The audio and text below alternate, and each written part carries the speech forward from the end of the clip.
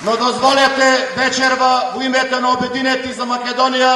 да ве поздравам со духот на господинот Љубе Бошковски, кој од занданите на Идризово повикува и бара да ја продолжиме во борбата за демократска Македонија.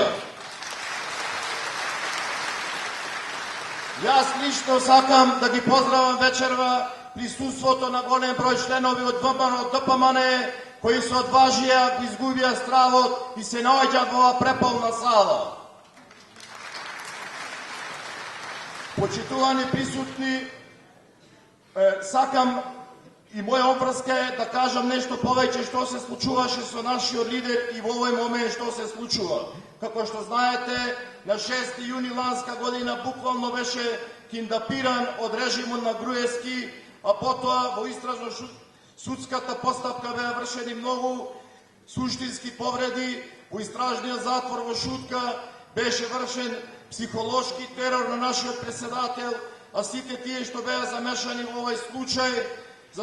за господинот Бошковски беа буквално сите наградени од политичари, суди, полицајци, обвинители. Но останува ние да ја продолжиме нашата борба пред Меѓународниот суд за човекови права во Страсбур и преку нашите опозициони партии во Собранието на Советот на Европа.